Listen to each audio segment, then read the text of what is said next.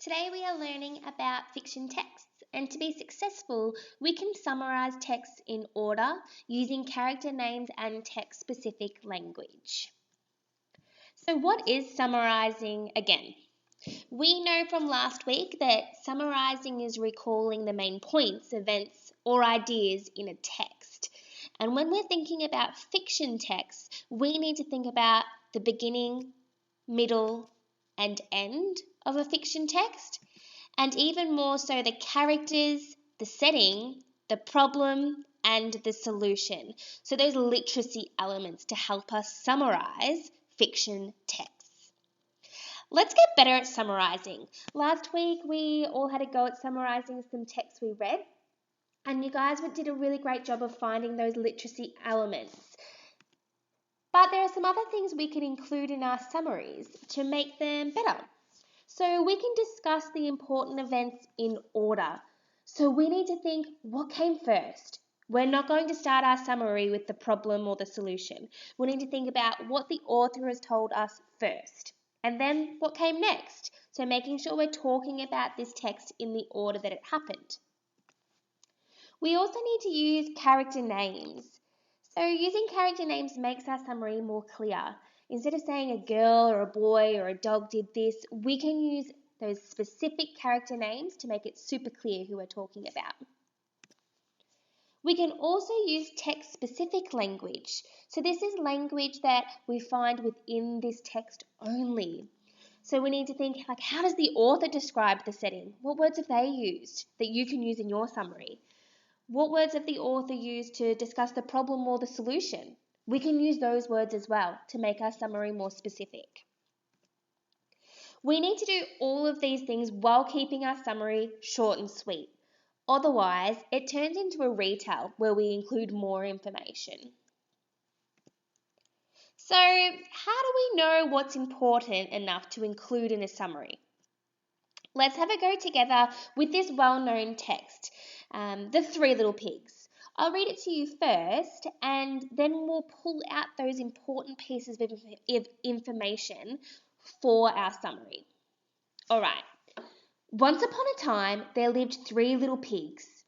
One day, they built their own houses of straw, sticks, and bricks. The next day, a big bad wolf came to the first house. Little pig, let me come in, he snarled. Not by the hair on my chinny chin chin, I will not let you in, cried the first little pig. Then I'll huff and I'll puff and I'll blow your house down, growled the big bad wolf. He blew the house down. The first little pig ran to the second house. The big bad wolf came to the second house. Little pig, let me come in, he snarled. Not by the hair on my chinny chin chin, I will not let you in, cried the second little pig. Then I'll huff and I'll puff and I'll blow your house down, growled the big bad wolf. He blew the house down. The two little pigs ran to the third house. The big bad wolf came to the third house. Little pig, let me come in, he snarled.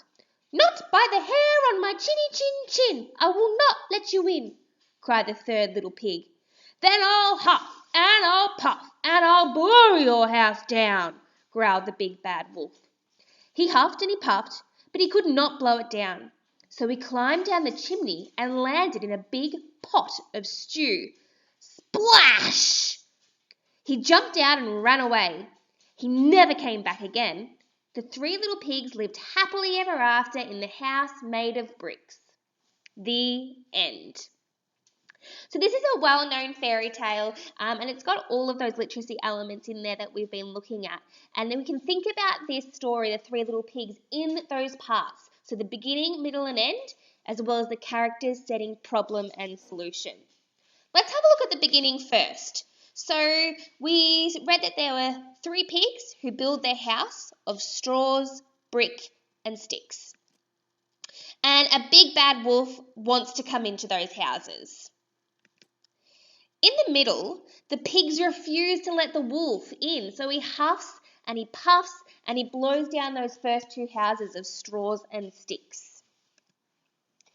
And then finally, in the end, the wolf couldn't blow down the house of bricks. So he climbed down the chimney.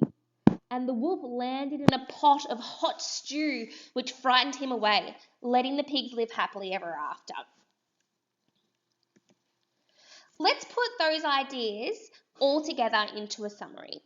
I've included my title here, The Three Little Pigs Summary, so you know which text I'm summarising. This is my summary. This is what I got from the main ideas that I've just pulled out of that story. Once upon a time, three little pigs built their houses from straw, sticks and bricks in the woods. And I've included in brackets there, I know that it's in the woods because I've read The Three Little Pigs before and I've seen the picture clues and things. The wolf wants to get into the houses, but the pigs are afraid and refuse. So the big bad wolf huffs and puffs and blows the straw and stick house in. The wolf can't blow down the brick house, so he goes down the chimney into a hot pot of stew, which scares him away. So you can see in yellow there, I have used the character names. So we've got the three little pigs and the big bad wolf. That's what the author calls the characters. In blue, I've also included some text-specific language that we see only in the three little pigs. So he huffs and he puffs and that hot pot of stew. That's how the author describes the problem and the solution. In green, I've been able to figure out the setting. So the text started with once upon a time, so we know that's the when. And I've been able to use my prior knowledge of the three little pigs to figure out it's happening in the woods as my setting. In purple, I've highlighted the problem in the story. So the wolf wants to get into the houses, but the pigs are afraid and don't let him in. And then finally, I've underlined the solution at the end. So the wolf climbs down the chimney into that hot pot of stew and it scares him away. And it lets the three little pigs live happily ever after. Sometimes when we are talking about summarising text, we can also include the message that the author wants us to learn or that the characters have learned. So for me, I think that the message in The Three Little Pigs is all about karma. So the wolf is quite a nasty character and he ruins the pigs' houses. He seems quite greedy. And eventually he gets what's coming to him by falling into the pot of stew. So I see this as a story about karma. But everyone can interpret stories differently. So I wonder if you think that there's a different message in the story of The Three Little Pigs. Have a think about that.